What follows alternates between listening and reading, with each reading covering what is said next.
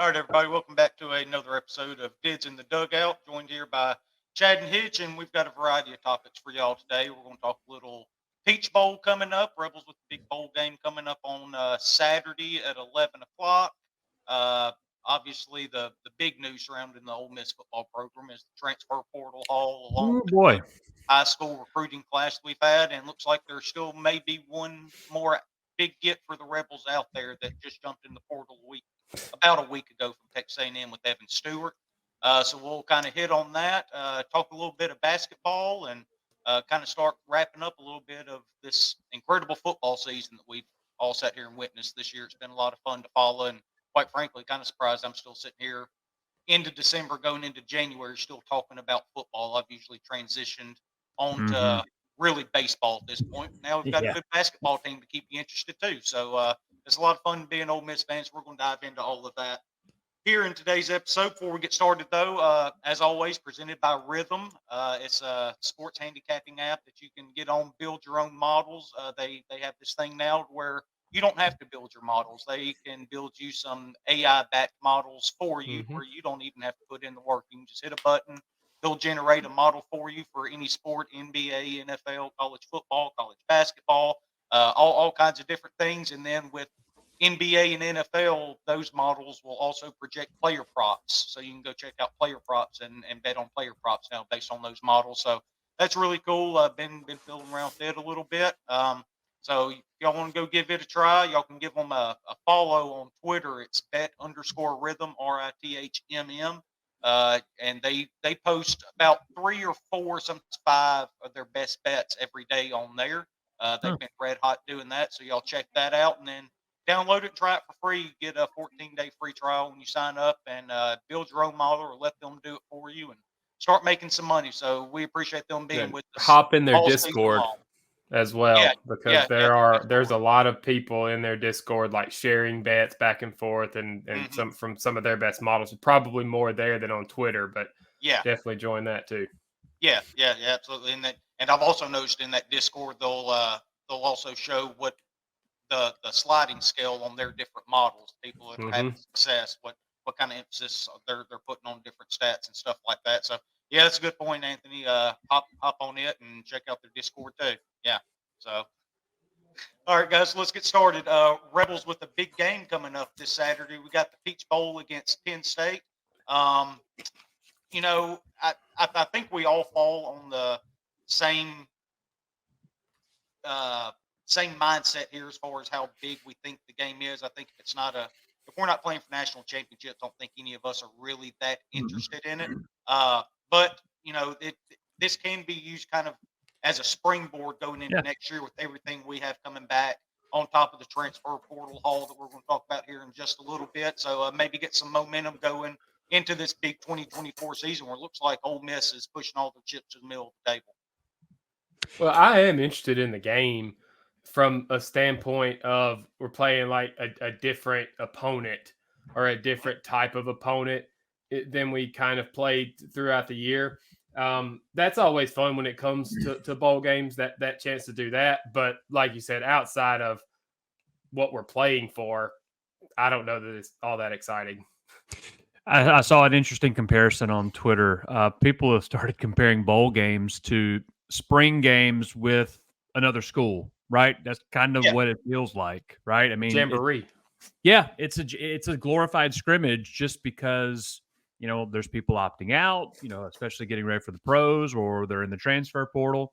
You know, I guess the one thing that I'm looking forward to, because, you know, you're not really going to see how good the team actually is considering everybody's not playing, is, you know, any young guys that have opted to stay with the school, right? You want to see, you know, what we have coming in next year, you know, beyond what we have coming in the transfer portal, which has obviously been the big headline this offseason.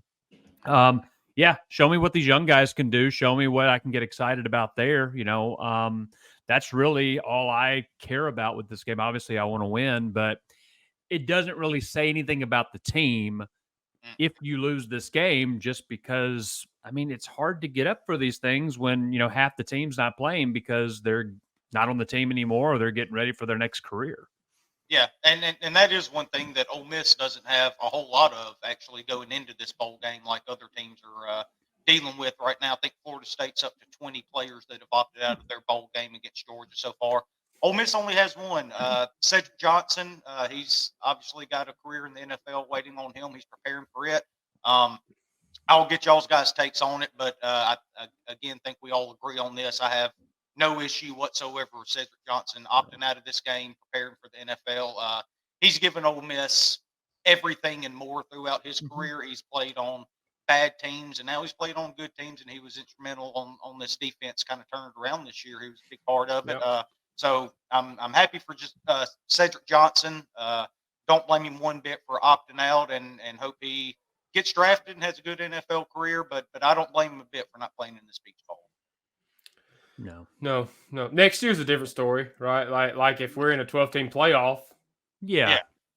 it's different. But that won't happen then, though. That's the thing. Right, That's exactly. another right. thing where the 12-team playoff kind of helps these bowl games is, Mhm. you know, you're going to have full teams actually playing. You know, I mean, you're not going to have people opting out and they have a chance for, to play for a national championship. And that's kind of where Ole Miss is at now. So hopefully getting there, get this win, get a little bit more momentum going for the program. And, it's a team that's kind of shaping up next year to where we could possibly be a, top 5, top 18 preseason. I think anything below that's underrating us quite a bit with everybody gives you we got that coming idea? in.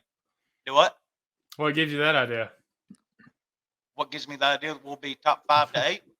Yeah. You got some Uh, news or something that we've got a bunch of good no. players coming in, maybe? Well, yeah. I mean, yeah. There is a It's little crazy, bit of that. man. It has been a crazy couple of weeks It to has. just be, to like want something and then it manifests, right? Like, Yeah. I think we're you need like, good we're used to players. like, oh, we love that guy. That guy would be great. Let's go get him. And then being like All right, super Georgia. excited, like outrageously excited if we got him because we knew we didn't have a chance. Right. Yeah. And then disappointed. And now it's almost like, oh, we're going after all these targets. Man, we're going to get him. Like, Every no doubt one of about it. It was a crazy shift in feeling there. It was fun. Yeah, and real quick to jump on something that Chad had said earlier about these young guys getting playing time and stuff like that with these bowl games. I've heard one thing that's happening with Ole Miss right now is Austin Simmons is getting a lot of reps in Atlanta right now with the team, and not just your standard third team, scout team stuff like that. He's getting legitimate reps with the guys starting on this team. Actually saw a video before we hopped on here on Twitter of him throwing a bomb to, I think it was J.J. Henry or somebody, and man, that kid looks impressive. I heard all through the spring that you'd be wowed by his accuracy and his deep ball, and he sure enough put that one on the money. Now it was just one throw on Twitter, so who knows? But that's using the bowl practices the way they should be, though. Kind of like Chad said, get these young guys actual reps, because throughout the season, when you're really playing for something, they're not going to get those kind of reps throughout the week with the ones and twos and stuff like that. So that was real nice to see that also Simmons actually get some valuable reps. I've got a question for you too, because I haven't heard a lot other than there's a little blip of a story that not hearing anything now is kind of raising some not concerns, but questions. So a few weeks ago, Lane Kiffin mentions that Jackson Dart is, he said he was staying. I Bleav that was the press conference. Mm-hmm. And then he let the cat out of the bag. Yeah. It came out during the rep talk there that they do every week. Yeah. But then it kind of got walked back Mm-hmm. by Jackson Dart a little bit. Mm-hmm.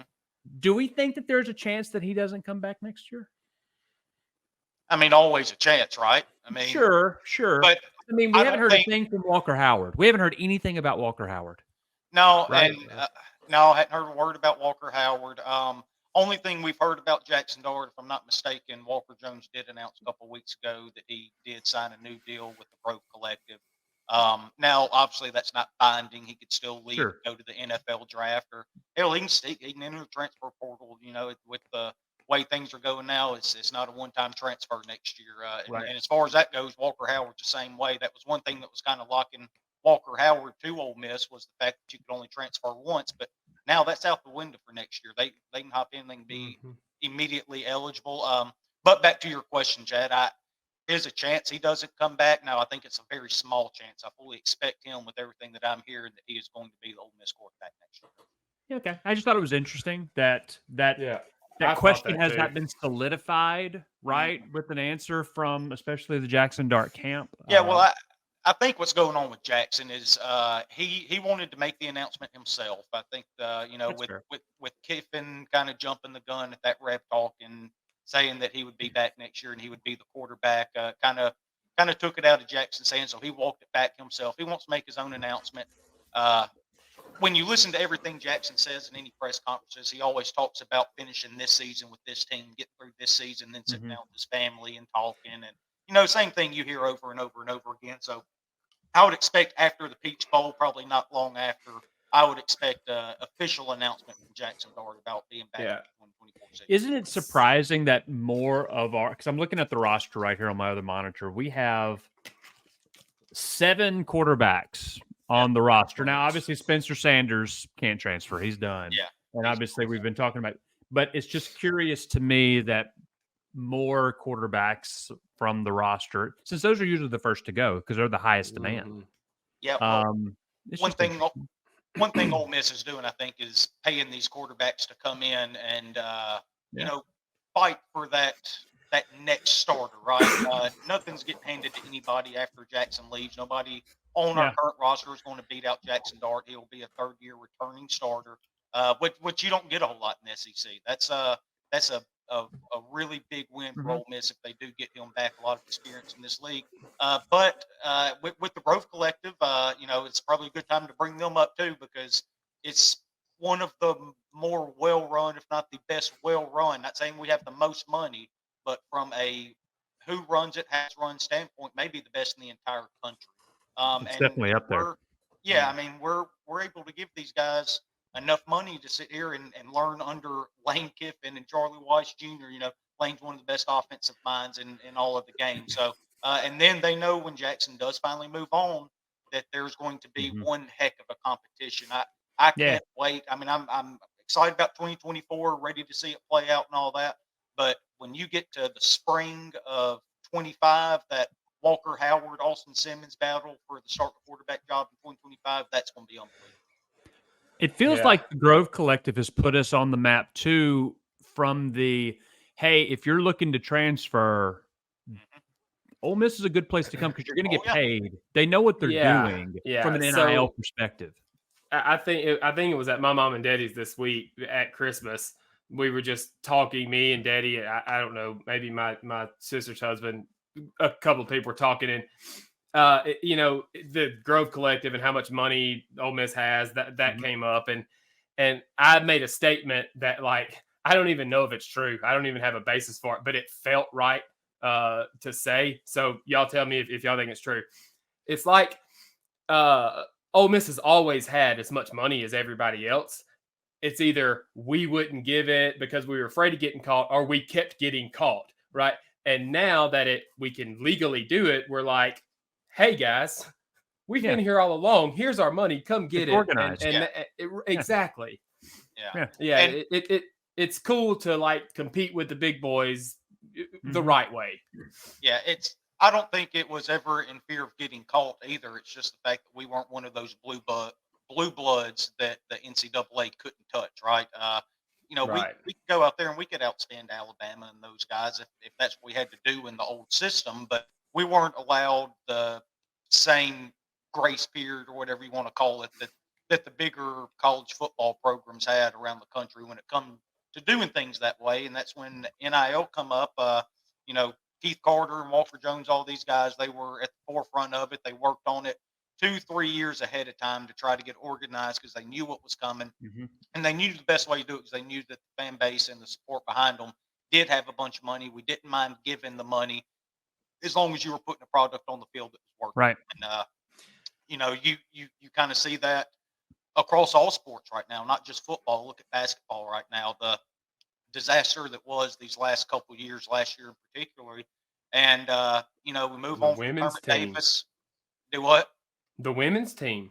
Yeah, that I was going to bring them up too, but you go and spend money to get Chris Beard, and you let him bring in a few transfers and retain a couple guys on the roster, and then with Coach O, she took over literally an absolute dumpster fire by the time she got to Oxford. She's turned this thing into a winning program. And then, Mike Bianco's always won in baseball, but now, you give money to him and you're not on that 11.7 scholarship restriction. You can go out there and actually pay these guys to come in and actually help that 11.7 number. And people don't realize it yet. I've actually saw one publication that projected Ole Miss baseball dead last in the SEC this coming up year, but it's because they don't realize who that he had brought in this year. They obviously hadn't paid attention. I think we're going to be absolutely stacked, but that's all because of the Growth Collective and Walker Jones and these guys have done.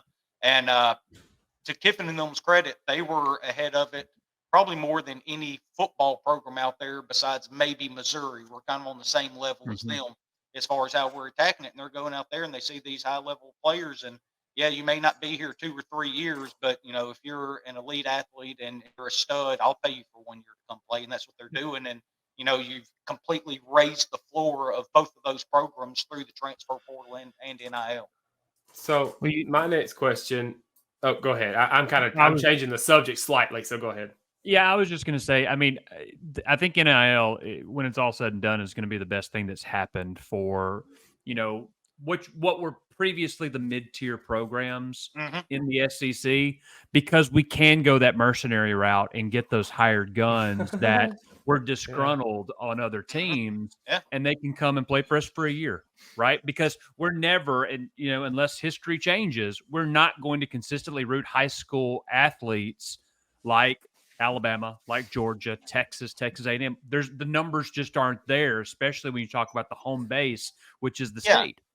But why would you even want to do it that way in today's college football? Because you've got to give these guys money up front to get to campus anyway. And if they're not going to be immediate impact guys that are going to play for you, well, you can use that $200,000, whatever. Yes, from somebody. But I still think those schools can still sell their system and people that they put in the pros. That's why they're still not going anywhere. But this allows us to, at minimum, get, it may be 1 year, go back down a year, come back. It may take, it may not be as consistent as these programs, but this gives us a chance, because for the longest time, football has been blue bloods are the only ones that are playing for national champions. Even if it's perception, in football, you got to have the bodies, and the bodies have been there for year in, year out. But now you're leveling the playing field a little bit. You're going to see more teams come in for a year. Hey, they made the playoff. They maybe won a game or two. They may drop for a year or two to try to get some new players to come in. I think it's only going to help programs like Ole Miss, which then you can build a foundation and maybe start becoming a little bit more like the Blue Bloods. But I think that this is only going to help. And we're seeing that in the transfer portal and the hype that's going into next season, even though it's several months away. Yeah. So what does it do to rookie contracts?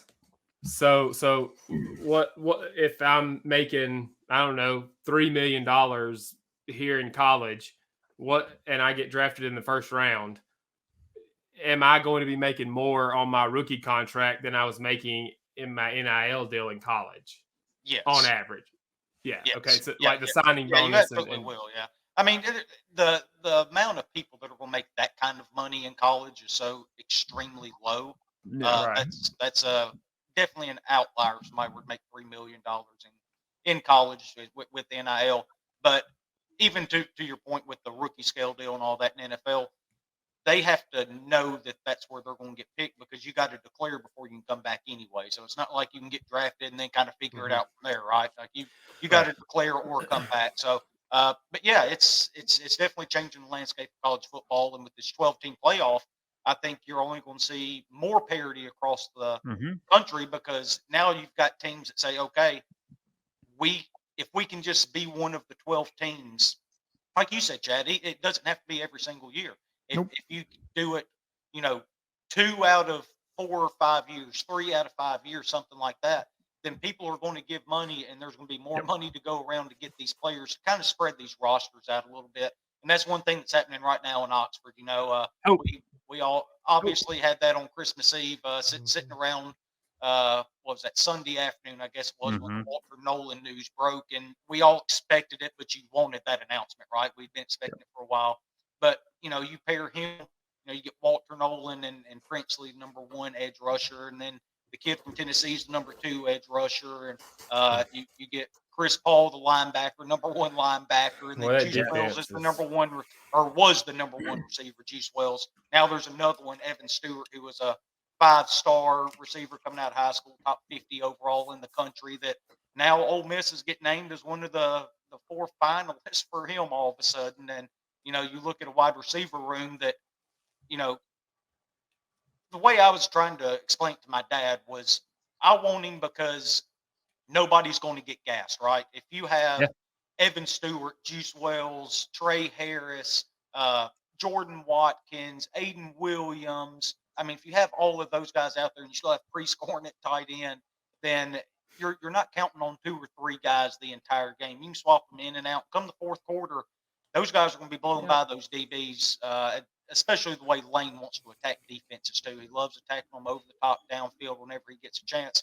Keep guys fresh, and we saw it this past year where injuries bit us a little bit, where it was Dayton Wade and Jordan Watkins, and that was basically it there for 3 or 4 weeks with you can't have too much depth.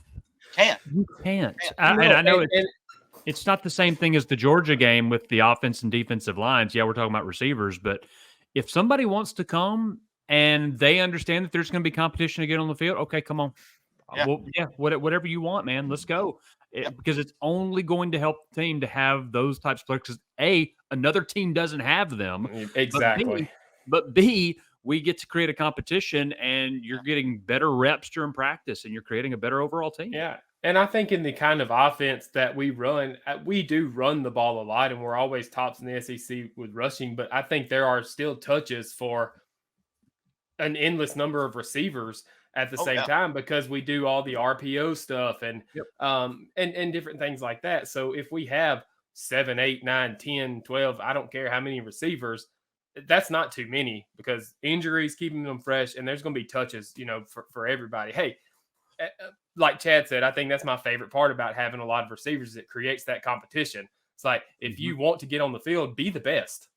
Mm-hmm. Yeah. Mm-hmm. Yeah. And also having all those dudes, Deion Smith is another one I didn't mention, the number 1 overall player in JUCO we ended up signing, who was an incredible talent, went to LSU, performed well there before going JUCO, and now he's come back home and he's at Ole Miss too. But having all those guys can do nothing but help Quinshon Judkins in the run game too, right? Exactly. I mean, if you're going to sit there and load 7 to 8 guys in the box to try to stop Quinshon Judkins, then Lane Kiffin's going to sit there and pick people apart with those receivers.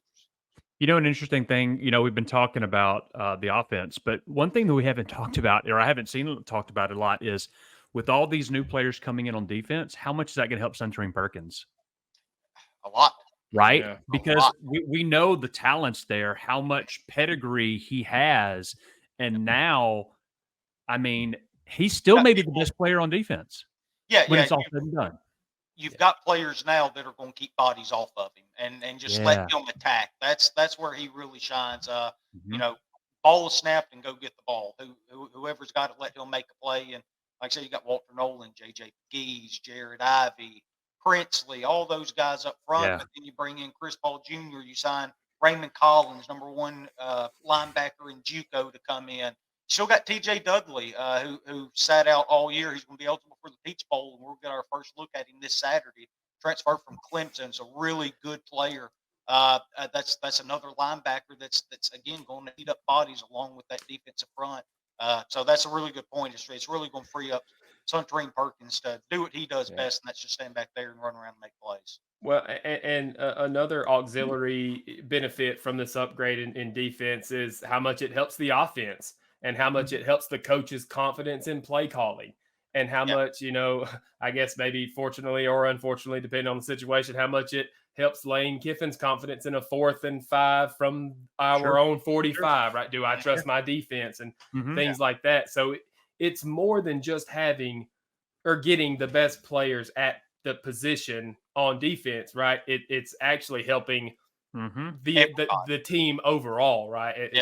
With all these things. So I mean, it's a great point Chad was making there about how it was looking at it from not just a wins and losses perspective, bettering this defense. It's helping Perkins be a better player. And I I think that'll be interesting too, Hitch, what you brought up about the 4th and 5s and stuff like that. I would think Lane would do a lot more punting and play more field position with that defense on that side of the ball, right? Because if the defense is as good as we think it's going to be, then you want to sit there and put them on the other side of the field as much as you can, right? And that only improves your field position when you get it back, because you have confidence your defense is going to make a stop. But at the same time, you could look at it the other way and say, all right, well, I can go for it here because my defense is going to get a stop here no matter where it's at. That doesn't fit Lane's MO to punt like that. Yeah. So, I could see it going the exact the way that you mentioned there at the end. Yeah, I have all faith in my defense that I can stop him. Who cares if it's midfield or even, in my territory still. I'm going to try it because I think I can get this, and I'm going to be aggressive because I can't see Lane Kiffin not be aggressive. Yeah. Now that you say it, I guess I can't either. But it would definitely be a change. So that'll be interesting to see how that ends up playing out by the time next year gets here, though. So, but yeah, kind of talk about though. Really good year for us. I think we can all be in agreement that next year's playoff or bust for Ole Miss, right? Like absolutely. And quick sidebar. How much fun is Ole Miss going to be to play in the college football game that comes out this July? Yeah. Perfect year for it to come back. Yeah. They're going to be fun as hell to play with now. Yeah. Yes. I think going into next year now, it's not only playoff or bust for us though, but now what our goal needs to be is to get one of those home playoff games. I think it's get a bye. Go get a top 4 seed. Get a top 4 seed. That's right. But how much fun would a playoff game in Mississippi be, though? It'd be bananas. Don't get me wrong. It'd be bananas. So stay with me that weekend. I couldn't be here. I'll tell you that. But going into next year, we were talking about Dart just a second ago, and I've got a theory on your question, Chad. Let me know what y'all think. So. Maybe Dart had indicated that he was staying to Kiffin. Kiffin let it leak. But what Dart's plan was, because we've talked about it. I don't know if we've talked about it here on this show, but we've talked about it amongst ourselves. I know is how great of a class this is when it comes to quarterbacks, the NFL draft, right? How many of them will stay because they have an extra year? How many of them will go? And I wonder if since some of these guys maybe had a down year and are thinking maybe about staying, I wonder if Dart thinks, well, if I go, maybe I can sneak into a higher pick with these guys, since some of these guys are staying in college an extra year. And maybe he was kind of letting Lane think that he was staying, but he hadn't actually made up his mind yet, because in the long run, he was going to see which guys stayed, which guys went before he made his final decision. I mean, I think anything's feasible, anything's possible. I don't see Jackson Dart as a first-round draft pick just yet. Yeah, he's got a lot to do in the throwing game before he's his toughness is unquestioned, and he's willing to run the ball. He'll run through anybody. But throwing the deep ball, just general arm strength, I don't know if he's there yet to be a first-round pick. But, I mean, if he were to leave, and this is pure speculation, I have no information. I have no doubt that we'll be in fine position with the transfer portal opens up again in the spring. And we've got a stable of quarterbacks. You had 7 quarterbacks on the roster. Yeah. So, I mean, I'd love to have him because I've become a big Jackson Dart believer just because I think he has that locker room, just the way he plays and the players respond to him. 1,000,000%. Yeah. He's the guy until he's not. Yeah, agree 100%. Would love to have him back. The experience he brings back, and I'm glad you brought up his toughness. I love the toughness that he shows. It's one thing that I love sitting there watching him on TV or whatever, and he lowers his shoulder on the linebacker. It's a double-edged sword. It's a double-edged sword. Man, I'm on the other side. I'm on the other edge. I'm on the other edge. After the play's over, I'm thinking, damn it, man, you got to get out of bounds, get down something, protect yourself. Number one, protect man. When he got hit in the egg bowl. It's just not the way he does it, though. Yeah. He's got a lot of Bo Wallace in him when it comes to that. He does. I respect it and I appreciate it, but man, I wish he wouldn't do it. Yeah, so it'll be fun to watch him next year, though. Like I said, I'm pretty sure he's coming back. But hopefully after the bowl game, we'll get an official announcement one way or another from Jackson Dart about 2024 season. What should be a really good one for Ole Miss. So, kind of looking ahead a little bit here, though. Chris Beard's got this basketball team ranked in the top 25 and sitting at 12-0 with one more non-conference game to go before the SEC slate starts. How unbelievable! Bryant. Yeah, Bryant. 3:00 Sunday. I mean, that's nothing, right? It's wild to think that we've got a team that is not even beyond competent, but competent's the word I'll use right now, just compared to what we've had the past few years. There's still going to be some bumps in the road just because of how tough the SEC schedule is going to be. But just the fact that we're ranked, let alone undefeated, is just, it's incredible. It's incredible. That's all I can say about it. Yeah. We've got a test coming right out of the gate, and after the first of the year, and we'll really get an opportunity to see where we are. But I mean, it feels like earlier in the year, a little rust, little not playing a lot together in an organized fashion like that, and we've kind of overcome that. And then you've had Jamal Murray really emerge as the point guy, and man, he can shoot it. And then with the Brandon Murray eligibility coming up, it has just been another thing that has just made us that much better with him and Cisse, right? Yeah. So it's been great. Yeah, the two Murrays have really been a bit of a lightning bolt to this program, right? But kind of like you said, Jamal Murray to start it off with, not only his shooting, but the way he handles the team, the way he handles the offense. He doesn't turn the ball over. He always makes the right play, makes the right pass, finds the open guy. That's what I've been really impressed with early on from him, and his scoring's what's picked up here the last 3 weeks or so since we've been getting going. And now Brandon Murray's there, and you keep swapping those two in and out, and then if you ever get them on the floor at the same time. But the two Murrays are really playing well. Like I said, Cisse kind of gave us a scare a couple games ago with that knee injury. I didn't think it looked good when it first happened. Luckily, it wasn't that bad. So, but yeah, you got him and Sharp down low, the two Murrays up top, and Morrell's playing the best basketball of his career right now. Man, and I was just fixing to say, it's because he doesn't have to be the guy, right? Flanagan, and here's the thing: is we've said the Murrays, Sharp, Morrell. We've named 5 or 6 people, and we haven't said Alan Flanagan's name yet, and I consider him to be the guy on this team. Yeah, right. He was the leading scorer for a few weeks there. It's wild what he does and how he scores and how many points he scores in a way that is not all that flashy and nobody really talks about it. But to your point about Morrell shooting the lights out, he doesn't have to be the guy, right? It's a perfect setup for Morrell. He can be a catch and shoot guy and a defense guy. Great. I mean, he's sitting there playing. Makes him so much better. And on the offensive end, he's not having to handle the ball, get the offense set up. He can do everything off the ball, run through screens, do anything to lose the defender because he doesn't need a lot of space to get that shot up. And I'm gonna go ahead and throw him out here too. Brakefield, if you get any consistency out of him, he's been really good the last 2-3 games, whatever it's been.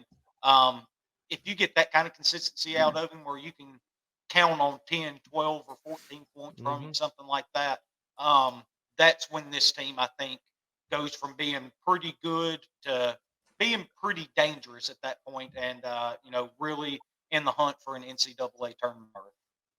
Well, and what I've noticed about Brakefield this year is, last year I was down on him in the beginning of this year. I was not down on the kid, but just like I don't understand his role on the team. Like he's not a scorer, right? Not a pure scorer. What I've learned is if you get 10, 14, 15, 16 points out of Brakefield, man, that is a ridiculous a huge bonus for what he does defensively. What he does defensively is he's quick, he's long, he can guard, on the perimeter and in the paint. And so I've been impressed with Brakefield on the defensive side of the ball this year. And, he puts up 10 or 12 points. Hey, all the more, it's all the better. Yeah. The one area we have to improve in, we got to start rebounding it better.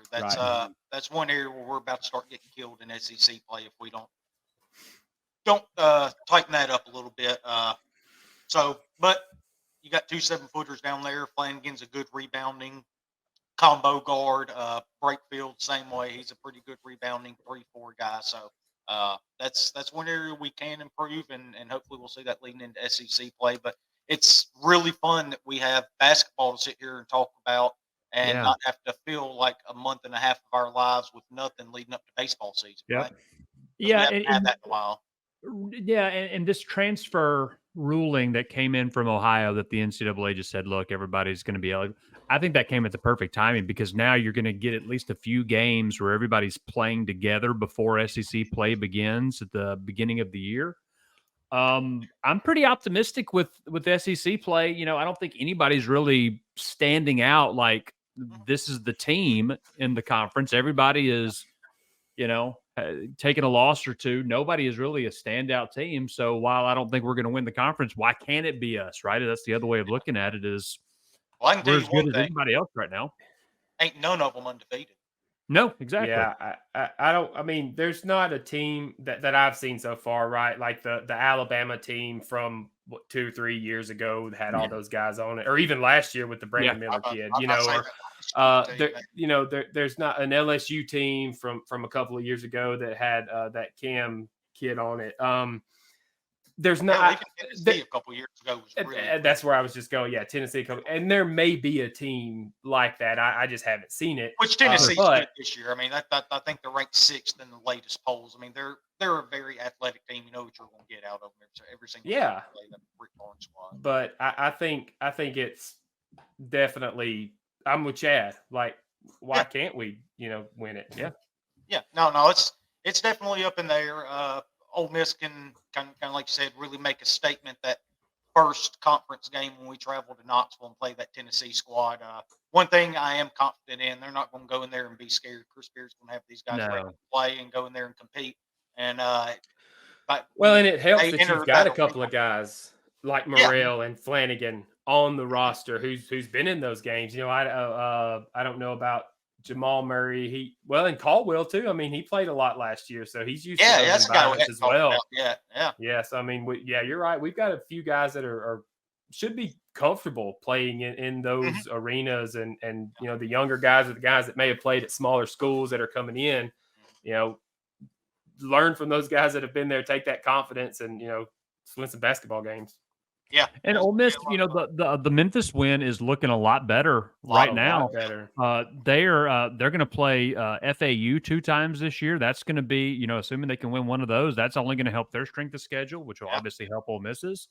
NC State's only lost 3 games. They lost to Tennessee by 9 points, so NC State's not a slouch. It's I think UCF will compete in the ACC this year. They're the ACC, right? Big 12. Big 12. Right? Yes, that's right. Yeah, sorry.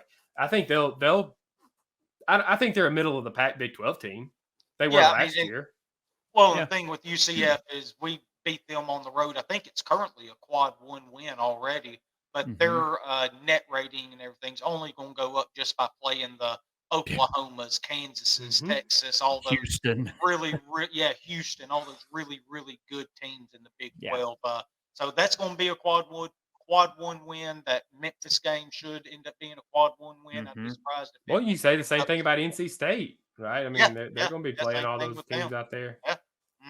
So that's another quad 2 could sneak into quad 1 depending on how they end up doing if they pull off a couple of them. Is the magic number still 20 wins, or is it? It's all strength of schedule now. I think that in the past, yes, 20, but now when you talk about RPI and Ken Palm ratings and all that type, they really look at strength of schedule. And also neutral site wins. If you win a lot of your games at home, that's nice that you won, but you can even get dinged for a bunch of home wins. So, it is really quality of what you've done compared to just getting 20 wins. Yeah, absolutely. So it's going to be interesting to see how it plays out. Ole Miss has its opportunities, though. It's not. Yes, they do. It's not something for us to worry about. We play in the SEC. We're going to have all kind of opportunities to strengthen that resume. One that's not great right now, but will be by the time the year's over with. So go win a few basketball games. I think maybe what do we play? 18 conference games. Is that right?